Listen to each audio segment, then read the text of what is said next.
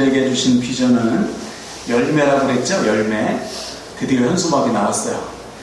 나온 김에 다시 한번 저를 따라서 표어를 선포하겠어요. 열매로 믿음을 나타내는 교회.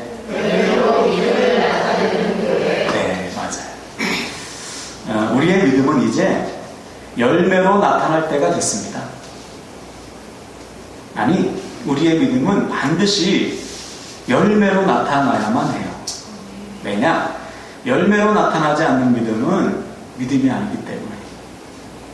주님께서 우리가 주님 앞에 서서 우리의 삶을 결산할 때 주님은 우리에게 다른 것을 묻지 않으시고 믿음의 열매를 보시는 거예요. 너 나를 믿는다고 했지? 그러면 내 말씀대로 살았느냐? 그것만 보시는 거예요. 다시 말해, 우리가 정말 주님을 믿는다면 주님의 말씀을 생명처럼 지켜야 마땅합니다. 그 말씀이 진짜요, 그 말씀이 진리요 생명이다. 그러면 그때 그 말씀은 씨가 되어서 우리 삶에 심겨지네요. 언제요? 말씀대로 순종할 때 심겨져. 그러면 열매가 반드시 열리고요. 그 열매로 나만 사는 것이 아니고 내 주변도 다 사는 거예요. 할렐루야. 그래서 지난주일에 우리가 나눈 첫 번째 열매는 무엇이었습니까? 사랑의 열매. 우리의 믿음은 반드시 사랑의 열매로 맺어져야 된다. 하나님을 사랑하는데 이웃을 사랑하지 않는다. 있을 수 없는 일이에요. 하나님을 사랑하는데 사람에 대한 관심이 없다. 있을 수 없습니다. 왜냐하면 하나님의 모든 말씀의 초점은 이웃 사랑, 사랑으로 결론 지어지기 때문에 그렇지. 그 증거가 무엇입니까? 하나님께서 주신 계명, 10계명, 1계명부터 4계명은 하나님을 사랑하는 계명, 5계명부터 마지막 10계명은 사람을 사랑하는 계명. 하나님 사랑이 사람 사랑으로 이루어지는 것. 이게 아버지 하나님의 소원이고, 또 신약 성경도 마찬가지예요. 주님께서 복음서의 모든 말씀을 다 하신 다음에 요한복음 13장 34절에 새 계명은 너희에게 주노니 서로 사랑하라. 내가 너희를 사랑한 같이 서로 사랑해라. 신약 성경의 모든 말씀의 초점도 사랑으로 결론 지어집니다. 우리가 구원받은 것도 한번 생각해 보세요. 여러분이 스스로 생각하기에 나 정도는 구원받을 만해 라고 생각하시는 분 계세요? 다른 사람은 몰라도 나 정도는 구원받을 만하지. 그런 분 한 분도 없을 거예요. 아무리 생각해도 아무리 따져봐도 제가 저 목사가 구원받을 이유는 전혀 없어요. 하나님 사랑 때문입니다. 하나님 사랑 때문에 우리가 구원받았어요. 아멘이십니까? 이 사실을 믿고 아는 사람이라면 이제는 당연히 내 주변에 있는 사람들을 사랑하는 거예요. 그 사랑, 일방적인 조건 없는 사랑으로 내가 구원받았다면 우리도 우리 옆에 있는 사람을 조건 없이 사랑하는 거예요. 그때 사랑의 열매가 맺혀집니다. 그래서 오늘 다시 한번 결단할 때요, 이번 한 주간도 옆에 있는 사람 사랑하시길 바랍니다. 가정에서 사랑의 열매를 맺으시고, 학교와 직장에서 관계 속에서 사랑의 열매 맺으세요. 도저히 사랑할 수 없는 사람까지도 사랑하게 해달라고 기도하세요. 하나님께서 사랑할 힘을 주시는 거예요. 그래서 한 주간도 사랑의 열매 많이 맺으시기를 바랍니다. 아멘. 자, 오늘은 두 번째 열매를 좀 나누겠어요. 바로 영혼 구원의 열매입니다. 영혼 구원의 열매. 우리의 믿음은 이제 영혼 구원의 열매로 맺혀져야 됩니다. 그럴 때가 됐어요. 우리가 신앙생활하면서 가장 많이 듣는 말 중에 하나가 바로 영혼 구원입니다. 왜 그럴까요? 왜 성경은 처음부터 끝까지 우리에게 영혼 구원을 말할까요? 그것이 하나님 아버지의 궁극적인 소원이기 때문에요. 하나님 아버지의 궁극적인 소원이 바로 영혼 구원이다. 제가 쉬운 질문을 해볼게요. 답을 한번 해보세요. 주님께서 이 땅에 오신 목적이 무엇입니까? 왜 하나님이신 주님께서 이 땅에 오셨을까요? 우리와 좀 살아보시려고? 아니에요. 성경은 그 이유를 분명하게 수차례 지속적으로 밝히고 있습니다. 먼저 마태복음 1장 21절을 보세요. 자, 앞을 보시고 같이 한번 읽겠습니다. 시작. 아들을 낳으리니 이름을 예수라 하라. 이는 그가 자기 백성을 그들의 죄에서 구원할 자이심이라 하니라. 아멘. 주님께서 이 땅에 태어나시기도 전에 성경은 증언하고 있어요. 그는 자기 백성을 그들의 죄에서 구원할 자이십니다. 주님께서 이 땅에 오신 목적이 바로 구원인 거예요. 또 주님 스스로도 당신이 왜 이 땅에 오셨는지 그 분명한 이유를 아셨습니다. 누가복음 19장 10절을 볼까요? 네, 시작. 온 것을 잃어버린 자를 찾아 구원하려 함이니라. 아멘. 주님도 밝히고 있어요. 내가 왜 왔는가? 잃어버린 자를 찾아 구원하기 위함이다. 다시 말해 주님께서 이 땅에 오신 목적은 바로 영혼 구원인 거예요. 하나님의 입장에서 보면 자기의 독생자 아들 예수를 하나님이 왜 보내셔서 십자가에 달리게 하셨는가? 저와 여러분 같은 죄인 한 사람을 더 구원하시기 위해 보내셨다. 하나님의 소원이 바로 이 영혼 구원인 거예요. 성경은 간단합니다. 이 하나님의 소원을 품은 사람들의 이야기로 엮어줬어요. 엄청 많지만 결론은 뭐냐? 하나님의 소원인 영혼 구원을 가슴에 품고 살아간 사람들의 이야기가 바로 구약성경, 신약성경의 이야기예요. 구약이 무슨 뜻입니까? 옛 약속, 신약은 새 약속, 약속의 초점이 뭐예요? 영혼 구원이란 말이에요. 예를 들어서 하나님께서 아브라함을 부르셨습니다. 그에게 하나님의 소원을 주었어요. 너는 복의 근원이 될 거야. 천하 만민이, 모든 민족이 너로 말미암아 복을 얻게 될 것이다. 이것이 하나님께서 아브라함에게 주신 소원이었어요. 아브라함이 이 소원을 품었습니다. 그랬더니 75세의 노인도 들어쓰십니다. 그리고 이 소원이 누구에게 이어졌습니까? 그들의 다음 세대 이삭에게 유언했죠. 이삭이 야곱에게 유언했어요. 야곱이 요셉에게 유언했어요. 한 가문 전체가 4대에 걸쳐서 하나님의 소원을 품으니까 하나님이 쓰시는 거예요. 더 나아가 이 가문을 그냥 한 나라로 만들어 버리셨어요. 얼마나 놀라운 은혜입니까? 여러분의 가문이 이런 복을 받기 축복합니다. 아브라함이 뭐 뛰어나서 그런 복을 받았습니까? 아니에요. 하나님의 소원을 품었더니 하나님이 쓰시는 거예요. 그런데 그 다음 역사는 어떻죠? 그들의 자손이, 요셉 이후의 자손이 하나님의 소원을 품지 못하니까 어떻게 됐어요? 노예가 됐잖아요. 세상을 살리고 세상을 구원해야 될 사람들이 하나님의 소원을 내려놓으니까 세상의 노예가 되어버렸어요. 이거예요. 하나님의 소원을 품으면 하나님께 쓰임받지만 하나님의 소원을 내려놓으면 그 인생은 반드시 무너진다. 성경의 증언합니다. 그래서 이 성경을 보면 딱 두 쪽입니다. 하나님의 소원을 품고 쓰임받은 사람, 하나님의 소원을 품지 못하고 쓰임받지 못하고 망한 사람, 이 이야기가 계속 엮어지고 있습니다. 아브라함은 품었더니 그 가족 전체가 대대손손 쓰임받았지만 아브라함과 함께 떠난 롯은 어떻게 됐습니까? 아브라함의 조카 롯은 그것으로 끝났어요. 자기 대에서 끝났어요. 하나님의 복이 끝났어요. 아브라함과 함께 복을 받았습니다. 그도 순종해서 떠났기 때문에. 근데 그 자손들에게 하나님의 소원이 이루어지지 않으니까 더 나아가 자기가 그 소원을 버리고 약속의 땅을 떠난 순간 그가 복의 종착역이 됐어요. 그것으로 끝났어요. 얼마나 안타까운 일입니까? 다윗과 사울도 보세요. 다윗이 하나님의 소원을 품고 그 소원을 자녀 세대에게 넘겼더니 하나님께서 다윗의 자손으로 남유다 왕국을 세우시지 않습니까? 근데 사울은 어떻게 됐어요? 사울이 하나님의 소원을 품으니까 사울 대에서 끝나버렸어요. 자녀가 다 죽지 않습니까? 이거 지금도 똑같아요. 하나님의 소원을 품은 사람은 하나님이 쓰시는 겁니다. 품지 못하는 하나님이 못 쓰는 겁니다. 망할 꼴입니다.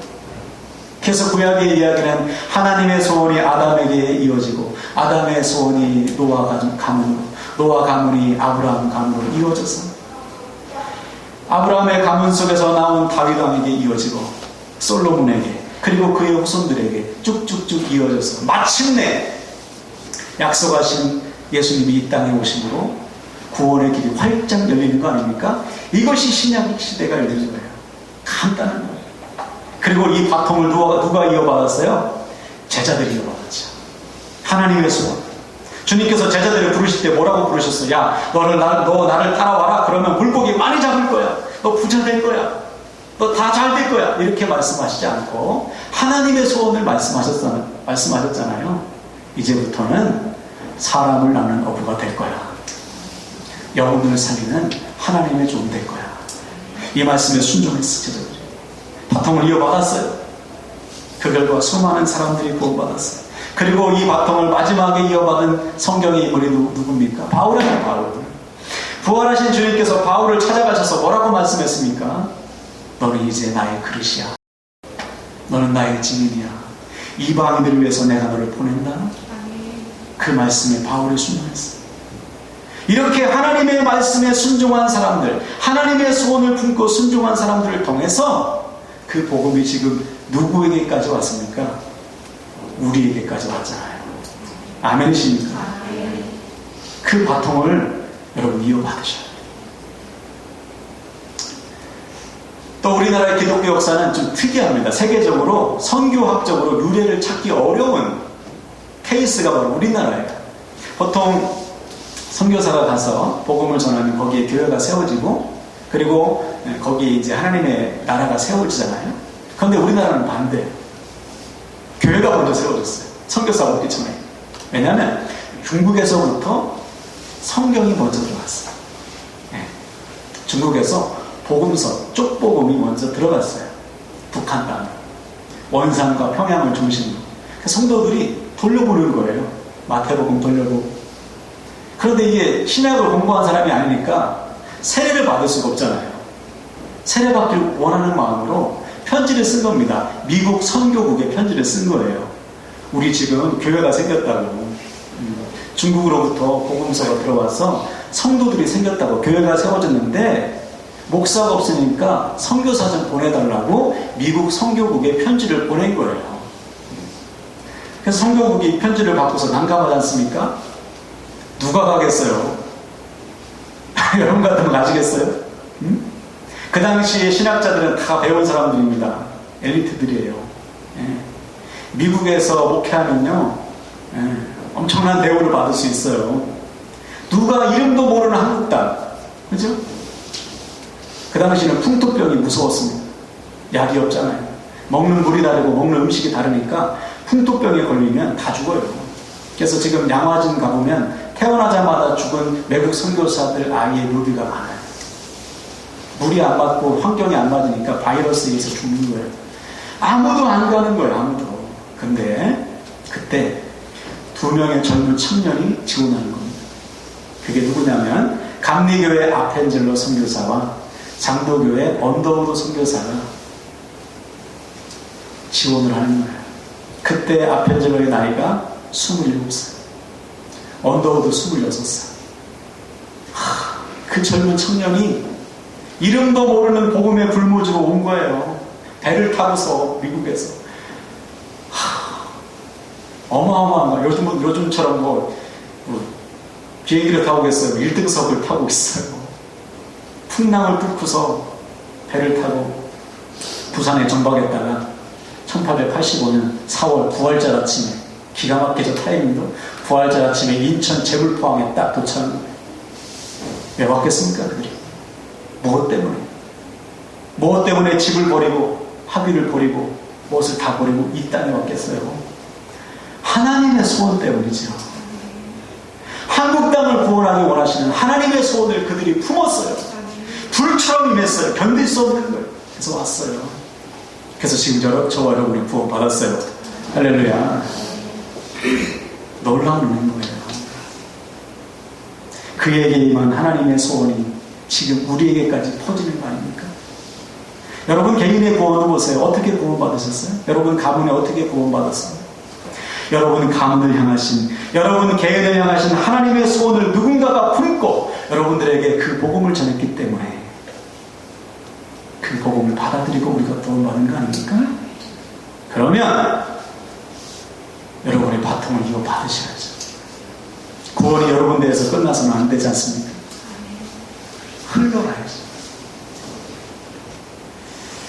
다시 말해, 주님께서 우리를 찾아오시고 구원하신 목적은 너에게 임한 하나님의 소원이 흘러가는 거예요. 너에게 임한 이 구원의 은혜가 너에게서 끝나서는 안 되고 너를 통해서 흘러가야 된다. 가정으로 흘러가고 직장과 학교와 사람과의 관계 속으로 흘러가야 된다. 내가 너를 그렇게 쓰기 위해서 불렀다는 거예요. 할렐루야. 우리 대단한 사람들이에요. 네. 세상을 구원할 사람들입니다. 아멘이십니까? 그러면 지금 스스로 한번 답을 해보세요. 나는 지금 이 소원을 품고 살고 있냐 말이죠. 오늘도 잠시 후면 저 문을 열고 세상으로 나아가는데 그 하나님의 소원을 품고 가정으로 가고 그 하나님의 소원을 품고 학교와 직장으로 관계 속으로 뛰어들고 있냐 말입니다. 만약 그렇게 살고 있다면 우리는 영원 구원의 열매를 맺고 있을 거예요. 열심히 씨를 뿌리고 거두고 있을 것입니다. 그런데 하나님의 소원을 품지 못하고 살면요, 열매는커녕 간신히 사는 거예요. 왜 그럴까?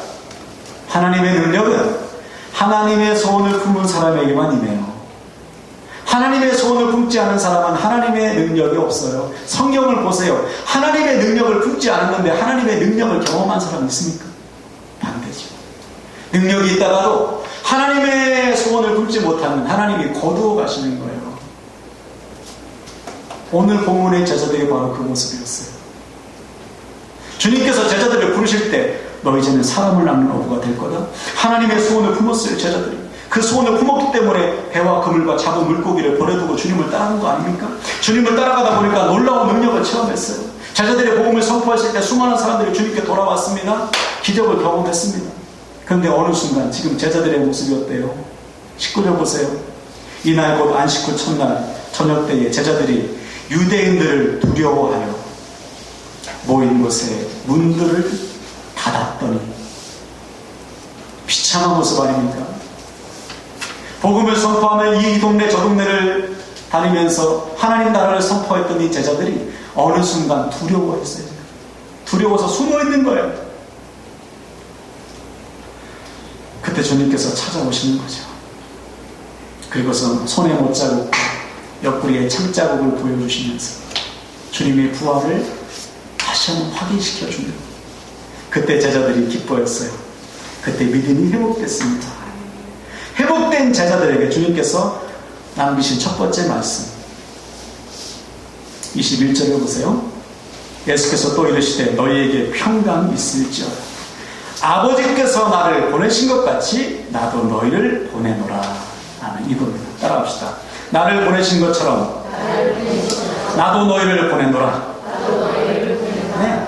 이 말씀은 하나님께서 나를 이 땅에 보내신 것처럼 목적, 이 세상을 구원하시기 위해서 나를 보내신 것처럼 나도 너희를 보낸다. 너희들이 처음 부른 그 목적대로 사람을 살리는, 영혼을 구원하는 하나님의 종으로 세상으로 보낸다. 무슨 말이십니까? 너희들 지금 이렇게 세상 두려워서 숨어지는 인생이 아니야. 너희들은 하나님께서 택하신 하나님의 소원을 이룰 사람들이야. 그럼 너 담대히 세상으로 나아가라. 오늘 우리를 찾아오셔서 말씀하시는 거예요. 야, 너 이렇게 살 인생이 아니야. 너 세상에 눌려서 삶에 지쳐서 무기력해 살 존재가 아니고 하나님의 소원을 이룰 사람이야. 말씀해 주시는 거예요. 여기서도 보세요. 하나님의 소원을 품지 못하면 아무리 주님의 제자라 할지라도 무기력하게 살잖아요. 숨어 지내는 거예요. 아무런 일이 일어나지 않죠. 이 제자들의 모습과 오늘날 교회의 모습, 우리의 모습이 다르지 않다는 거예요. 세상을 구원해야 될 교회가 세상을 두려워하고 있어요. 세상을 막 변화시키고 수많은 영혼들을 살려야 될 교회가 세상에서 아무런 일도 감당하지 못하고 있어요. 혹시 이 말씀을 듣고 목사님, 아유 참 목사님 뭘 몰라서 그러시네. 살아봐요. 살아봐. 일하기도 바쁘고 애들 키우기도 바쁘고 살림하기도 바쁘고 공부하기도 바쁘고 먹고 살기도 바쁜데 무슨 영혼 구원입니까? 우리에겐 그럴 만한 여유가 없어요. 혹시 이렇게 생각하시는 분이 계시다면 뭔가 좀 단단히 착각하고 계시는 거예요. 우리가 사는 목적이 무엇입니까? 우리 학생들 공부하는 목적이 뭐예요? 우리가 직장에서 일하고 돈 버는 목적이 무엇입니까? 자식들을 기르고 가정을 살림하는 이유가 뭐예요? 그저 나은 사람 살고 먹고 살고 우리 가정 먹고 살리기 위해서 주님께서 십자가에 달리신 게 아닙니다. 이제는 그러한 삶은 주님께 맡기고 하나님의 소원을 이루기 위해서 사는 거죠. 사도 바울 그것처럼 사나 죽으나 우리는 주님의 것이죠. 먹든지 마시든지 무엇을 하든지 하나님의 영광, 하나님의 소원을 위해서 사는 인생으로 부름 받았어요. 아멘. 그래서 이 소원을 품은 사람만이 세상을 이깁니다. 이 소원을 품은 사람만이 하늘의 능력을 경험하며 사는 거예요. 그것을 지금 회복하라는 거예요. 찾아오셔서 말씀하시는 거예요. 나도 너희를 보내노라. 그냥 가지 말라는 거예요. 그냥 살지 말고 하나님의 소원을 품고 살아라. 그래서 22절부터 보면 주님이 이렇게 약속했죠. 이 말씀을 하시고 그들 향하여 숨을 내쉬며 이르시되 성령을 받아. 너희가 누구의 죄든지 사하면 사해질 것이요 누구의 죄든지 그대로 두면 그대로 있으리라. 너희들이 하나님의 소원을 품고 산다면 성령께서 함께 하실 거야. 성령의 능력을 경험하게 될 거야. 너희는 그런 사람들이야. 복음을 전하면 살 것이고 복음을 전하지 않으면 죽을 거야. 너희들의 복음을 받아들인 자는 살 것이고 너희의 복음을 받아들이지 않는 사람은 죽을 거야. 여러분 무서운 직분 아닙니까? 우리가 만나는 사람들이 우리를 통해서 증거되는 주님을 받지 않으면 그들은 죽는 거예요. 이러한 권세와 특권을 우리에게 주셨습니다. 이것을 사람들이 사용하지는 못하는 거예요. 오히려 세상을 두려워하는 거예요. 반대입니다. 반대. 세상이 우리를 두려워해야 돼요. 우리는 그런 존재예요. 그런 존재. 이것을 회복하는 거예요. 이 하나님의 소원을 회복하라는 것입니다.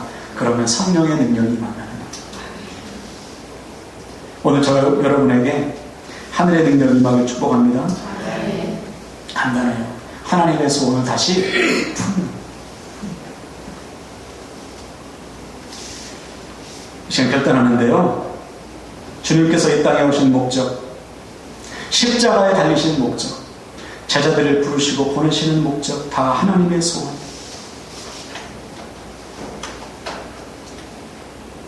그리고 그 소원이 지금 우리에게까지 이어졌어요. 그렇다면 그 소원이 우리 대해서 멈추어서는 안 돼요. 내가 구원의 끝이 되어서는 안 되고요. 통로가 되어야 됩니다. 나를 통해서 우리 가정 살아야 됩니다. 아멘이십니까? 나와 만나는 사람들 다 살아야 돼요. 이것이 먼저 저와 여러분을 부르시고 택하시고 보내시는 하나님의 소원입니다. 그래서 오늘 주님께서 제자들을 찾아오신 것처럼 무기력하게 자빠져 있는, 눌려있는 제자들을 찾아오셔서 회복하시고 다시 힘주시고 보내신 것처럼 오늘 저와 여러분을 찾아오셔서 다시 보내십니다. 주님께서 주시는 힘을 받으시길 바랍니다. 그래서 오늘부터 여러분 그냥 가지 마시고 나아가세요. 선포하면서 두려워하지 맙시다. 무기력하게 살지 마시고 가정을 향해 나아갈 때 나를 통해 가정 다 살리라. 아멘. 선포하며 나아가세요. 학교와 직장 나아갈 때 나를 통해 저 영혼들 다 살리라. 하나님께서 살리신다. 선포하시고 나가세요. 그래서 이 시간 선포할 때 우리 아멘으로 받아들입시다. 오늘부터 하나님의 소원을 품고 나아가는 여러분을 통해서 가정이 살아날 것입니다. 아멘. 여러분을 통해서 학교와 직장과 사람들이 살아나게 될 것입니다. 아멘. 이 확신과 소망 가지시고 영혼 구원의 열매 많이 맺으시기를 주님의 이름으로 축원을 드립니다. 아멘. 우리 옆사람이 이렇게 축복하고 말씀 마치겠어요. 당신은 세상을 구원할 사람입니다. 아멘. 우리 말씀 붙들고 찬양할 때요. 주님, 이 하나님의 소원, 이 하나님의 마음을 저에게 주시옵소서. 나를 먼저 택하시고 보내시고 부르시는 이 소원이 회복되게 하여 주소서. 이 간절한 마음으로 찬양합시다. 오직 당신의 마음이 있는 곳에 나의 마음이 있기를 원해요.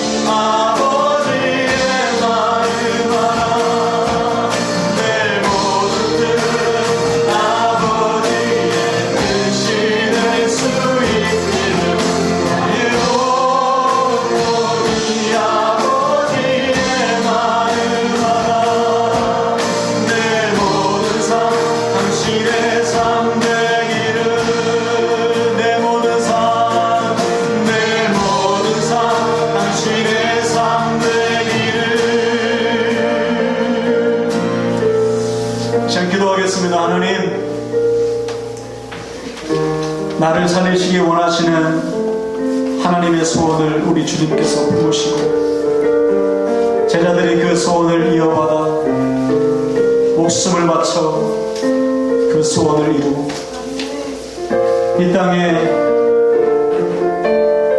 젊은 청년들이 그 소원을 품고 들어와 피를 뿌림으로 복음의 씨앗이 이 땅에 심겨지고 우리 가문과 나은 사람을 살리시기를 원하시는 하나님의 소원을 누군가 품어 순종하고 헌신한 결과 우리가 지금 구원받은 하나님의 자녀가 되었음을 믿습니다. 이 구원이 우리에 대해서 끝나지 않게 하시고 나에게서 멈추지 않게 하시고 흘러가게 하소서. 나를 통해서 우리 가문 전체를 살려주시고